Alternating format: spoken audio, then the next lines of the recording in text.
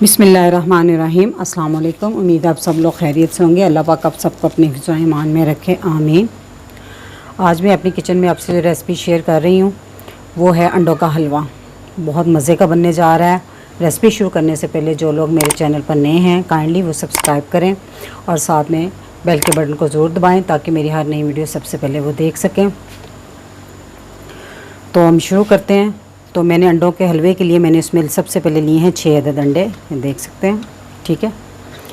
और 1 कप दूध, फ्रेश दूध जो होता है घर का। मैंने इस टाइम बॉयल किया हुआ नहीं लिया, तो आप बॉयल किया हुआ भी ले सकते हैं। फ्रेश दूध है ये, 1 कप ये है और ये बस ही रूम टेम्परेचर पे है।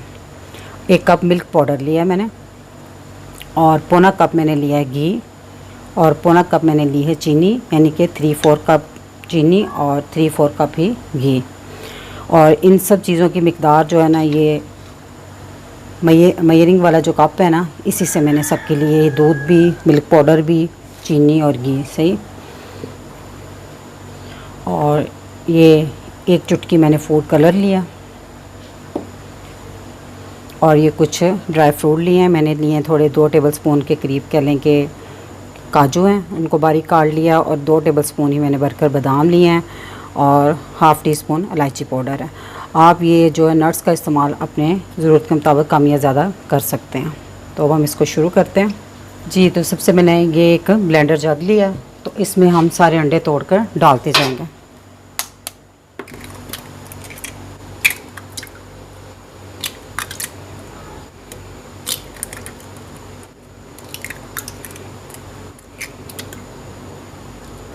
जी तो सारे अंडे इसमें मैंने तोड़कर डाल दिए।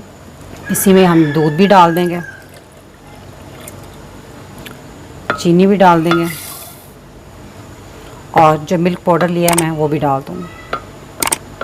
मिल्क पाउडर आप कोई सा भी ले लें जो आप यूज़ करते हैं, इजीली आपको मिल जाए। अब इसमें फूड कलर भी डाल देंगे और इन सब चीज़ों को अच्छे से मिक्स कर लेंगे जी। तो देखिए इसको मैंने अच्छे से मिक्स कर लिया है। तो अब इसको पकाना शुरू करते हैं। एक पैन मैंने चूल्हे पर रख दिया और आंच बिल्कुल हल्की मैंने रखी है चूल्हे की। और इसमें मैं सबसे पहले डाल दूंगी घी। तो अब हम इसमें डाल देंगे मिक्सचर जो हमने भी बनाया था। अच्छा, घी जो आपने इसको गर्म नहीं करना, बस इसको मेल्ट करना है। गर्म घी में डालेंगे तो ये फ़ौरन से अंडे के मोटे मोटे से इसमें लम्स पड़ जाएंगे, आमलेट की तरह। हमने उस तरह नहीं इसको बनाना, ठीक है।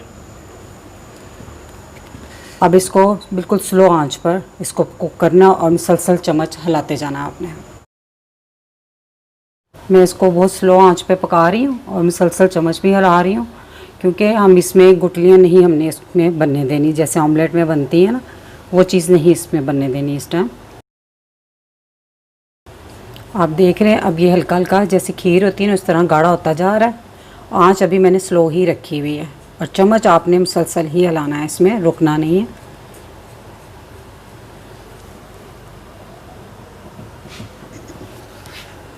अब देखें ये आहिस्ता आहिस्ता अपनी शक्ल चेंज कर रहा है, हलवा काफ़ी थिक हो गया और अब इसमें छोटा छोटा दाना बनना शुरू हो गया। अब देख रहे हैं अब इसकी शक्ल कुछ इस तरह की हो गई है, काफ़ी थिक हो गया। तो अब हम थोड़ी सी ना इस पॉइंट पे ना आंच लो मीडियम कर देंगे। स्लो से बहुत स्लो थी पहले, तो अब हम इसको लो मीडियम आंच कर देंगे। आप देख रहे हैं हलवे ने बर्तन के ना किनारे छोड़ने शुरू कर दिए हैं और हल्का हल्का घी जो है ना वो इधर किनारों पे नज़र आना शुरू हो गया। इस पॉइंट हम इसको अच्छे से भूनेंगे अभी, ताकि इसमें जो दूध और अंडों का पानी इसने छोड़ा होगा टोटल वो अच्छे से खुश्क हो जाए, इसमें नमी नहीं होनी चाहिए। अभी हम इसको भूनेंगे थोड़ा 4-5 मिनट। ये फाइनल लुक की तरफ जा रहा है अब हलवा। आप इस रेसिपी को ज़रूर फॉलो कीजिएगा इसी तरह, तो बहुत मज़े का ये बनता है हलवा। सर्दियों का सीज़न स्टार्ट होने वाला है और सर्दियों की ये स्पेशल सौगात है।